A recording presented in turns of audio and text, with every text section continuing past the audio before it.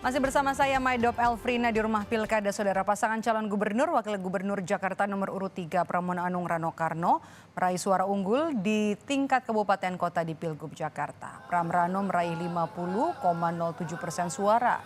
Dari hasil rekapitulasi, Pramono Rano unggul di seluruh wilayah di Jakarta di tingkat kabupaten kota dengan perolehan 2.183.239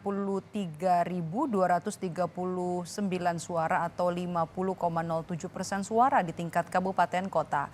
Perolehan suara Pram Rano di Jakarta Barat lebih dari 500.000 suara.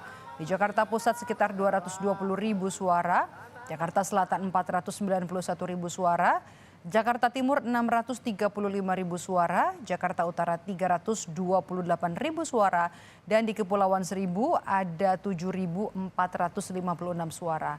Selanjutnya saudara, rekapitulasi suara dilakukan di tingkat provinsi dan selesai pada 9 Desember. Masyarakat diharapkan untuk menunggu hasil rekapitulasi suara selesai.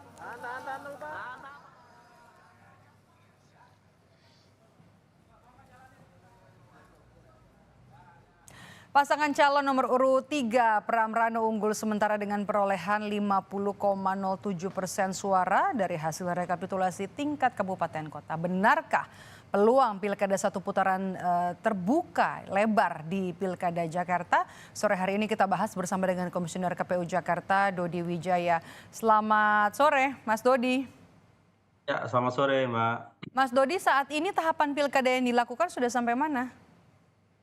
Ya, saat ini kita sedang mempersiapkan tahapan rekapitulasi hasil penghitungan perolehan suara tingkat provinsi, sekaligus penetapan hasil pemilihan gubernur dan wakil gubernur yang akan kami laksanakan tanggal 7 sampai dengan 9 Desember. Masih ada ada dua tahapan lagi, yaitu pertama berikutnya pengumuman hasil rekapitulasi dan penetapan hasil. Yang ketiga baru penetapan pasangan calon terpilih. Dalam hal tidak ada sengketa di Mahkamah Konstitusi paling lama 3 hari setelah MK meregistrasi perkara dalam buku registrasi perkara konstitusi atau paling lama 3 hari setelah putusan Mahkamah Konstitusi. Jadi kami berharap masyarakat bersabar menunggu tahapan penetapan pasangan calon terpilih, ya, bukan tahapan penetapan hasil ya Mbak, masih ada dua tahapan lagi, yaitu pengumuman hasil dan penetapan calon terpilih, seperti itu. Pengumuman hasil dan juga penetapan calon terpilih. Artinya masyarakat harus sabar ya begitu ya untuk menunggu juga hasil resmi dari KPU. Oke, Mas Dodi, rekapitulasi tingkat provinsi rencananya dilakukan besok, mekanismenya akan seperti apa? Ya, besok akan ada tahapan rekapitulasi dari setiap KPU kabupaten kota. Hasil tingkat kabupaten kota akan dibacakan dan kita bacakan juga terkait dengan catatan kejadian khusus, juga termasuk rekapitulasi distribusi C pemberitahuan. Nah, jadi selama ini kan KPU dituding C pemberitahuan tidak terdistribusi dengan maksimal. Besok kita bisa tahu berapa sebenarnya angka formulir C pemberitahuan yang tidak terdistribusi kepada masyarakat, termasuk alasannya apa karena meninggal dunia, karena sudah pindah domisili, atau karena sudah beralih status menjadi TNI Polri dan lain sebagainya. Setelah itu akan dilakukan penetapan hasil pemilihan gubernur melalui formulir D hasil provinsi.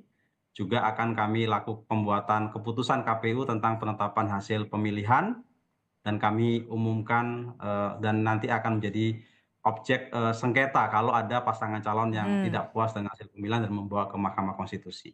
Artinya target Senin besok sudah bisa diumumkan hasilnya ya Mas Dodi? Ya, paling lambat tanggal 9 Desember rekapitulasi di tingkat provinsi harus sudah selesai, tapi prediksi kami tanggal 7 sampai dengan tanggal 8 kemungkinan akan selesai.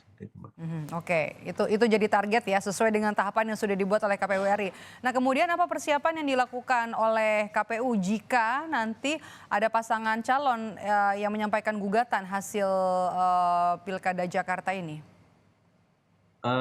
Pertama tentu kami menghormati ya hak pasangan calon untuk mengajukan sengketa perselisihan hasil pemilihan ke Mahkamah Konstitusi. Itu adalah hak konstitusional dari pasangan calon dan bahkan untuk menghormati hak tersebut, nanti kalau rekapnya selesai terlalu lama karena hanya punya waktu 3 hari, maka kami bisa skorsing sampai dengan pagi hari supaya waktu untuk mengajukan sengketa ke Mahkamah Konstitusi tidak terlalu mepet bagi pasangan calon.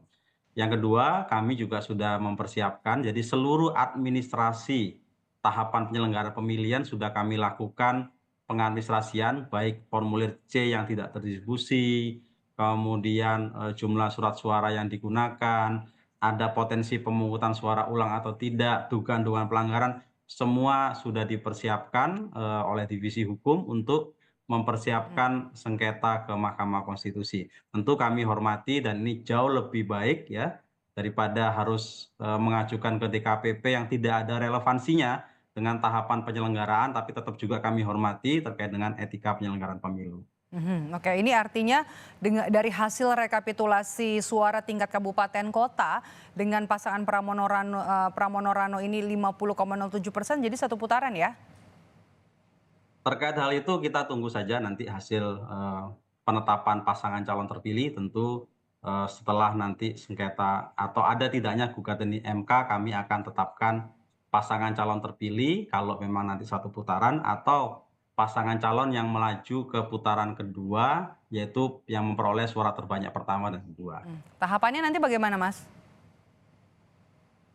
Ya, setelah nanti setelah kami tetapkan hasil pemilihan, nanti objek SK keputusan KPU akan menjadi objek sengketa di MK. Kalau 3 hari tidak ada yang mengajukan sengketa ke MK, maka kami bisa melakukan penetapan pasangan calon terpilih.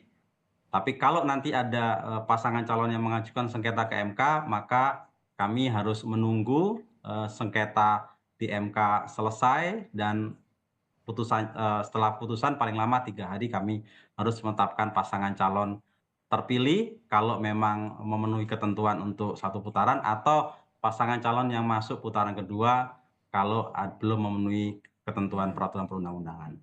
KPU RI kan memang juga sudah punya aturan termasuk juga tahapan kalau nanti Pilkada Jakarta berlangsung jadi 2 putaran ya. Persiapan dari KPU Jakarta sendiri bagaimana, Mas Dodi?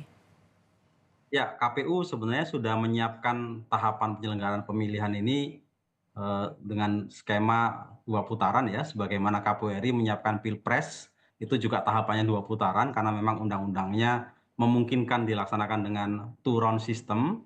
Terkait nanti kalaupun hanya satu putaran ya berarti tahapan yang putaran kedua tidak jadi dilaksanakan. Termasuk terkait dengan dukungan anggaran juga sudah disiapkan oleh Pemda DKI Jakarta. Anggaran putaran kedua juga sudah disiapkan. Jadi nanti kita akan tinggal aktivasi badan ad hoc kalau memang lanjut putaran kedua, nanti tahapannya sudah siap, personalnya sudah siap, dukungan anggaran juga siap. Jadi apapun itu tentu kami menunggu nanti hasil penetapan di tingkat provinsi, seperti itu, Mbak. Oke. Tadi kan juga karena ini masih berlangsung juga ya yang baru dilaporkan, saya harus konfirmasi juga kepada Anda, Mas Dodi, dari pihak KPU Jakarta. Ada pihak-pihak yang merasa ada dugaan kecurangan, ditemukan ada dugaan kecurangan selama penyelenggaraan pilkada. Di antaranya adalah formulir C6 yang disebut ini tidak disebarkan secara merata. Apa tanggapan dari KPU Jakarta? Ya, tentu saja selalu terjadi ya dalam setiap pemilu, selalu kalau ada pihak yang menang dan kalah itu sesuatu yang biasa ya, dan seringkali pihak yang kalah menumpahkan kepada penyelenggara. Tentu ini menjadi kami harus tetap bisa mempertanggungjawabkan secara akuntabel, termasuk tadi tuduhan soal C pemberitahuan yang tidak terdistribusi. Kami sudah punya data rekapitulasinya dan sudah dibahas oleh KPU Kabupaten Kota dalam rapat pleno. Besok kita bisa tahu nih berapa sih sebenarnya C pemberitahuan yang tidak terdistribusi dan alasannya apa. Berapa yang karena meninggal dunia, berapa yang sudah pindah dari Jakarta, berapa yang beralih status, berapa yang tidak dikenal dan sebagainya. Semuanya itu by data. Jadi kita bisa menilai penyelenggaraan itu benar atau tidak tentu acuannya adalah peraturan perundang-undangan. Jadi kalau ada norma peraturan perundang-undangan yang kita langgar, yang kita tidak sesuai, tentu itu bisa menjadi bahan aduan atau bahan laporan. Tapi sejauh ini kami meyakini proses distribusi C pemberitahuan sudah dilaksanakan dengan baik, dengan benar oleh teman-teman KPPS, juga oleh PPK dan PPS. Nanti kami akan sampaikan kepada publik pasca rekapitulasi berapa sebenarnya formulir C pemberitahuan yang tidak terdistribusi, dan kami semua sudah punya bahan dan datanya kami sampaikan dalam rapat pleno nantinya. Artinya KPU sudah siap untuk membuka data ya atas tudingan dugaan Ya. kecurangan yang terjadi di Pilkada Jakarta. Terima kasih sudah bergabung bersama kami, Komisioner KPU Jakarta Dodi Wijaya. Sehat selalu Mas Dodi. Terima kasih.